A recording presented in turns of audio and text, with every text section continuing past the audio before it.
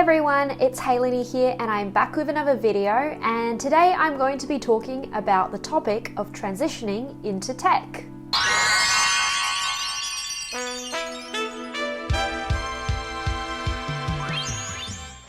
So I've talked about how I moved from consulting into tech in many past videos now, and I'm sure you are all thinking, when is she going to move on?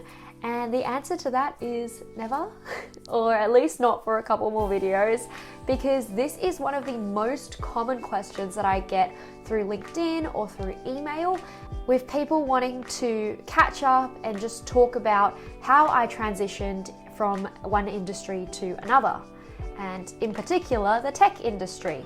As many of you may know, I studied business information systems in uni, which is part of the business school. And when I graduated initially, I went into management consulting. It was a very corporate world, which I very quickly discovered I didn't enjoy after 6 to 7 months, so I left. If you haven't caught up with that story yet, I do have videos about it which you can watch. I will link it somewhere up here in the cards. But maybe some context from me though that made my transition easier was that I had a lot of tech experience from previous internships, which you can also check out in more detail in another video that I've done. And I had done penultimate year internships in both consulting and tech, but ultimately I had originally turned down that tech grad offer. Very luckily though, when I reconnected with my grad recruiter, there was open headcount at the time, and so I wasn't actually a lateral hire. I ended up starting the following year as a fresh grad in the APM program, which meant in a way that I was starting behind. Now, behind what exactly, I don't know, but there was this sense that I had fallen behind my peers who already had a year of experience ahead of me, when I should have just gone into that grad role in the first place, and maybe I would be a year ahead to the next promo. But at the end of the day, I had to continually remind myself that life is not a race and you're not competing with others, but you're moving at your own pace. So that was really important for me to keep in mind. And also should be a really important thing for everyone else as you are thinking about making a career transition, because often what it might mean is you are taking maybe a step down from where you are at currently, because you're coming in with a different skill set, maybe no experience in that field. And so it's definitely something that I struggled with when I first started. But that's the short version of how I managed to move back into tech from a heavily corporate industry. Now I'm going to start and answer the question, why do people even want to move into tech though? And I think everyone has their personal reasons. There is a big tech shift recently and everyone is talking about it. I'm seeing tech talk exploding and lots of people describing their journeys from moving into tech from very different industries like healthcare or corporate or education. And this is probably partly because of the awesome lifestyles people in tech seem to have on social media, where they have cushy jobs, free food, ping pong in the office, hanging out with friends, working from home, all those sorts of things. But I am going to give a quick reality check here, because if that's your reason for moving into tech, maybe think again, because tech can be really stressful as well. It is an increasingly competitive environment. Life is not all sunshine and rainbows. And maybe the stress is not comparable to things like extreme consulting or IB. I still think it is definitely a stressful role, and there are a lot of challenges that come with it. That being said, I do think tech is inevitable as everything is becoming more and more digitally enabled, so there is no really going against it. Personally, I moved into tech because of 3 factors, which I have described in a previous video, but just to give a quick recap, the first was the type of work that you do in tech. It is this nice mix of creativity, business, and data. I feel like as a product manager in tech, I get to learn a lot and develop my skills, but also enjoy it at the same time and build things that actually go out to customers at the end of the day, which makes it really enjoyable and really interesting every single day. The second reason I moved into tech was because of lifestyle and culture. I think that from my experience in tech, there's always been this really lovely culture where people are collaborative, they're understanding, and they're also incredibly intelligent. And at the end of the day, people are human and they get that you have other things in your life that are important as well. So they don't force your career to become your life, which I think is incredibly important. That's from my personal experience. I'm sure there's tech companies out there which are brutal, but the ones I've been to have been really great. And the third reason that I've enjoyed my move into tech is because of the people.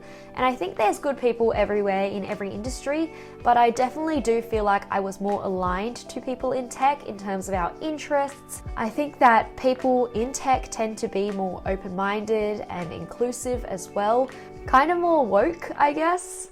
And I do enjoy talking to them about various things that are not just about work or intellectual things.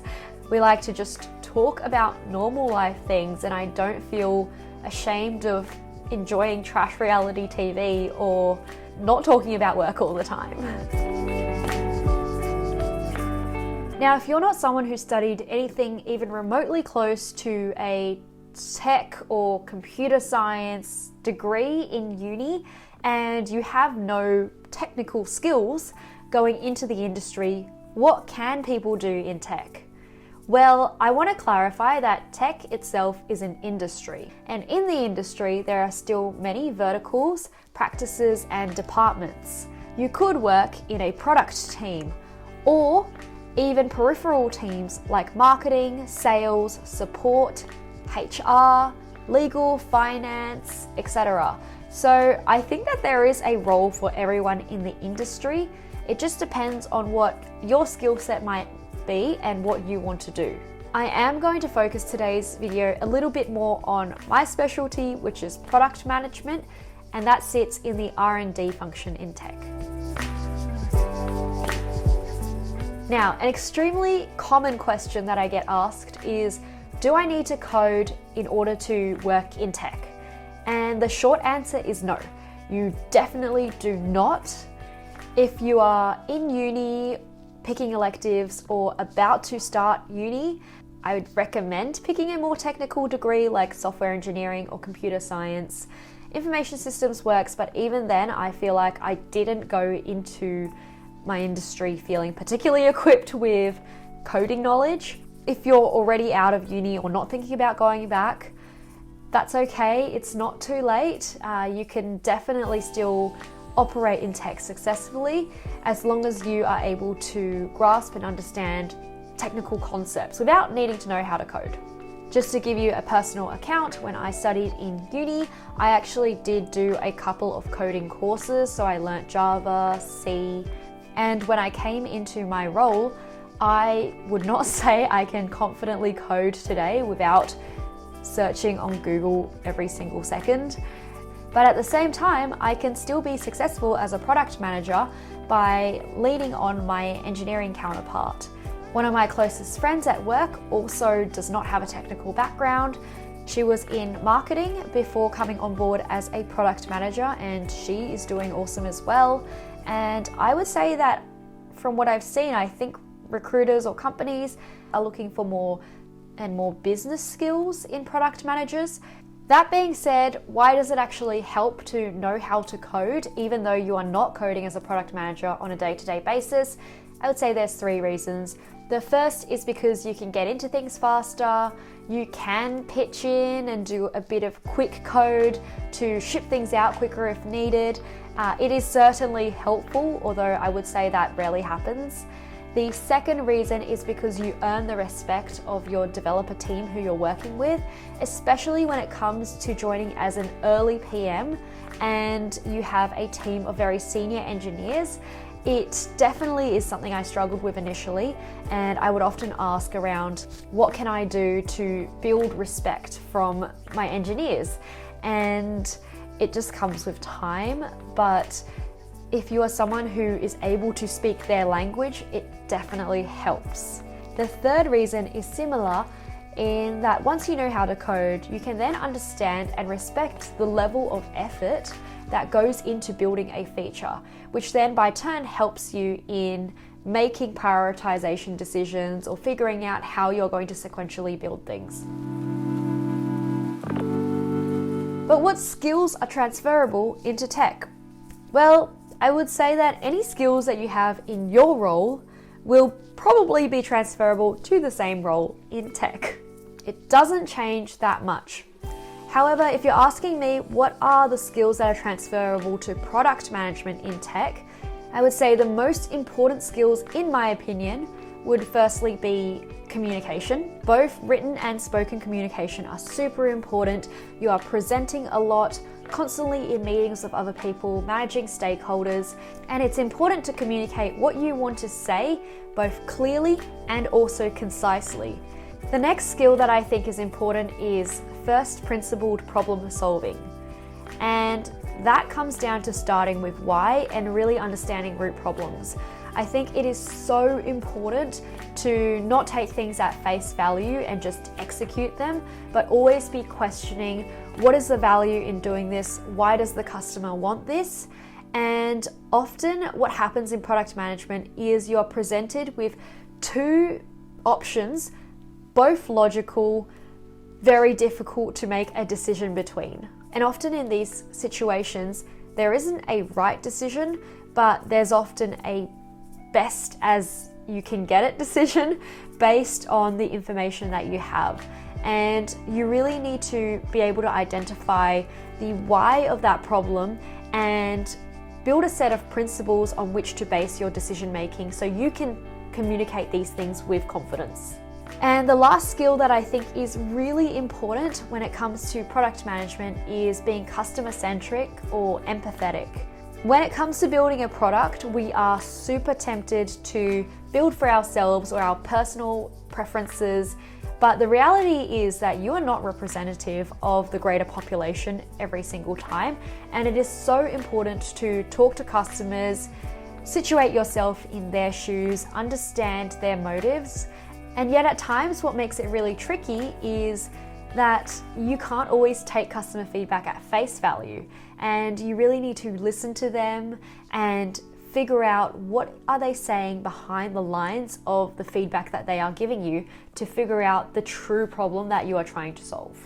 The example that I would give here is, let's say you're a boot seller and your first product that you've launched is a really nice pair of white boots, because white is super in season and you are going for that minimalist Norwegian vibe for your brand. But then your customer comes back and tells you, I want black boots. Can you release this same style but in the black colorway? It's super easy for you to take that and be like, yeah, makes sense. Although we are going for maybe a bit of a different brand direction, the customer wants black boots, let's make black boots, the customer's always right. But if you dig deeper with them in a conversation, maybe their feedback actually turns out to be more like, I want black boots because I like the white ones, but they get really dirty for me over time. Now, the real problem that you're trying to solve here is that white boots get dirty really easily. So are there alternative solutions rather than giving the customer exactly what they've asked for that solves the problem while still also ensuring that you've maintained the value proposition that the customer has come to you for in the first place?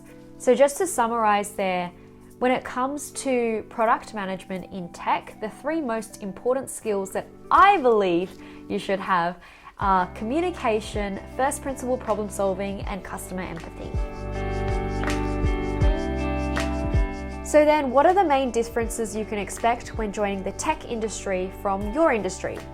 Well, I can only really speak from personal experience, so I can mainly talk to the differences between consulting and tech, which I have mentioned in the past. But whilst there are many similarities in terms of your foundational skills, I think that there are also quite a few differences when it comes to how the industry is structured, what kind of work you do, how you think about work. I will put in a plug here that I have collaborated with Early Work. As you may recall, Dan Brockwell, the founder of Early Work, was in my last video on tips for resumes and LinkedIn. And I have actually worked with them in collaboration with Emily, another PM in my team, to create a guide on the differences between consulting and product management for people who are thinking between those two pathways. So I will drop that in the description below when it does come out, and hopefully you are able to get a lot out of that and share that around with your friends. But I thought to paint a picture in terms of the differences between the consulting industry and the tech industry, I would read you a snippet of the 2 different days in my lives that I have personally experienced from both of those industries. So the first story here is a real day in my life as a consultant. My alarm goes off at 5:30 a.m. I brush my teeth, get dressed, and grab my carry-on luggage to head out to my Uber for a 7 a.m. flight. It's a Monday morning, so I'm heading to Adelaide where my client's office is, and I try to get a little bit more sleep on the flight. Once I've landed, I go through my ritual of buying a chai latte from the airport cafe and then catching a taxi straight to the client's office. Once there, I greet the clients and I meet up with my team, my engagement director and 2 other associates. We usually start with a check-in talk about our priorities for our work streams that day. The morning might consist of checking my emails, having client meetings, working on my Excel model, or preparing the slide deck for our next steerco, which is a client checkpoint where we present back strategy and findings. At lunchtime, my team and I pass the phone around to order Uber Eats. It gets delivered to us, and most days I'll eat it at my desk while continuing to work or chatting with my teammates. Then for my project, I may have scheduled a bunch of expert interviews from our firm's network to validate benchmarks or learn how they approached a strategy. Once I've collected my info, I'll build it into my model and findings. At around 6 p.m, my team has the end of day check-in, and we'll align on what we'll get done that night, ready for check-in again the next morning. After this, we'll leave the office and head to our hotels to check in to our rooms. Sometimes I'll choose to get room service because I'm too tired to go out. There might also be an expert call scheduled later in the evening due to time zones, and then I'll try to finish up my tasks, and if there's time, head to the hotel gym. And afterwards, it is finally bedtime. So then, compared to here's a real life day as a product manager. I'll wake up at 8:30, just 30 minutes before my first meeting. This is possible because I work from home. I make breakfast, watch a couple of YouTube videos, and check my Slack notifications. My first meeting of the day is a session with my triad, which consists of a designer, engineer, and myself as a product manager, to go through one of our work streams. After this, I make a coffee and update my Confluence pages to reflect the outcomes of our conversation. Then I head into the weekly team meeting where we demo features built from last week or anything we've worked on. We also talk about the upcoming sprint goals, and afterwards I might catch up with a PM from a dependent team for some problem solving on an ongoing project, or I could be in a customer interview getting feedback on a new feature. At lunch, I'll prepare food and might even go out for a walk. In the afternoon, I have time for deep work. During this, I'm writing summary notes from interviews, doing a competitor analysis, or putting together a spec for the next feature on the roadmap. Once I've created the draft, I'll record a quick loom running through it to share with my team async for feedback. Then I'll jump into a catch up with a teammate just to get to know them better. At the end of the day, I'll send a signing off message to my team on Slack and shut my laptop. And then it's time to head off to my evening social sport commitments. So you can definitely see that there are quite some differences between the days of a consultant versus a product manager. One of those may have sounded more appealing to you. There isn't a definitive answer on which one. So hopefully that gives you a little bit more of an understanding of what are the differences when it comes to what you do in product management, and then compared specifically to my personal experience in consulting. Okay, so then what are the most challenging things when it comes to working as a product manager in tech? Again, I'm going to do a top 3 here, and I think the most challenging things as a product manager that I've experienced in tech have been, firstly, the leadership responsibility that you get so early on in your career. Like I mentioned before, when I landed in a very senior team of engineers, one of my biggest challenges was figuring out how to get their respect, how to gain their trust, build influence over the team as well, especially when I felt like an imposter. I felt like I didn't know anything, and I was thrust into sort of like a leadership position as part of the team. It took a lot of confidence building, and how I overcame it was understanding that it comes with time and patience, unfortunately. I learned that respect is built on the actions that you show the team and not just what you can say to them on day dot. And I think one of the most helpful things I did that demonstrated my value to the team was really getting dug into customer interviews and representing the customer voice back to my team, because that meant I could bring a unique value prop as a product person, because developers don't get a ton of touch points into customers and what they're thinking. So that was super helpful to build credibility. The second challenging thing I found was the ambiguity of the role, and how no one in product is telling you what to do. You don't have a list of tasks that someone is expecting from you. You don't really have a deadline. And when it comes to day-to-day coming in, you also don't have an idea of what you're going to be doing for the rest of the day. It's more up to you to figure out what is the most important thing to do next, which definitely can be a struggle when you've come from school or uni, where you get assignments, you get people telling you what to do, how to do things. There's a very clear criteria in terms of what success looks like. Whereas in this role in tech, you have to define your own success and figure out, if you were running this product and you were like the founder of it, what would you want to focus on that has the most value? How do you overcome it? Well, the good and the bad news is that your to-do list becomes never ending, so you never really run out of things to do. But it comes then down to prioritizing, learning how to figure out what is the most important thing. And that definitely comes with talking to your team, talking to customers, building your own opinion in terms of where the product should go. And then the third challenging thing that I found in product is the context switching that comes with being a PM.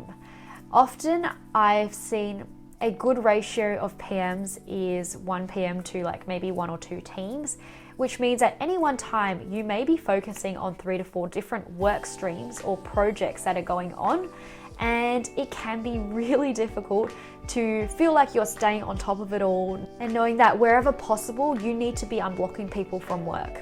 The analogy that my first manager gave me really early on that really resonates is it's kind of like those plate spinners when you go to a festival or a circus and you as a PM are spinning 7 different plates at once, and sometimes you're focusing on the plate in this hand and then you realize this one's wobbling, so you need to refocus, and this one stabilizes a little bit, and you're constantly kind of jumping around making sure that none of these plates smashes on the floor. I definitely feel that day to day. I am currently across maybe 4 different work streams ongoing at the moment with different people, as well as a bunch of smaller bonus areas. So it is definitely a skill to learn how to context switch effectively. How do I overcome this? I am learning to prioritize as best as I can and find focus hours during the day. And it becomes really important to reduce meetings and try to figure out which are the most important ones to move work forward, whilst trimming the fat on the other ones which waste more of your time. Now finally, where do I suggest to begin when transitioning into tech? I think it's different for people in different stages of their life. If you're a student at uni, I would definitely suggest taking a look at some product internships from startups or tech organizations or more formal APM programs. If you're coming in earlier in your career, I would suggest looking at junior product manager roles. And then if you're a lateral hire, I definitely suggest taking a look at your own skill set and figuring out what is transferable across to product or any other department that you're looking into. I would suggest looking for opportunities within your existing organization now to internally move if you'd like. So there's really two dimensions here, which is you can move from any industry to another industry in the same role, or you can move within the same industry with different roles. Product and tech is just becoming more prevalent, and the resources available to help you transition into either of these two things is definitely out there. Things like cracking the PM interview, probably things online around breaking into tech, videos like these. But at the end of the day, what it comes down to is just taking the step to apply and then practice until you get there. Most of it is a matter of perseverance, and I think with the two things becoming so prevalent nowadays, there's definitely a lot more opportunities out there. So all in all, the possibilities are endless. There are so many opportunities out there. It's not hard to make the move. It is a matter of setting your mind to it and giving it a go. So you can do it. The summary here is that tech is an industry. You can do many things within it. You don't need to know how to code. You don't need to be technical in order to work in tech. When it comes to product, there are a number of highly transferable soft skills, which are super important to start with. But it's not all sunshine and roses. Don't try to break into tech because it just looks like fun and it looks like not a lot of work. Or if you're just trying to escape a job that you hate right now, because it definitely has its own challenges that come along with it. Making the move is possible. Take it step by step. It takes time. You have time. And so I would definitely say good luck. Keep at it. I hope this video was helpful for you just to take a peek into what that whole world looks like. If you enjoyed, make sure you like, comment, subscribe, and share this video with your friends. And I would love to hear your journeys in the comments below. Thank you so much for watching as usual, and I hope to see you all next time. Bye. Smiling every day with heylinni.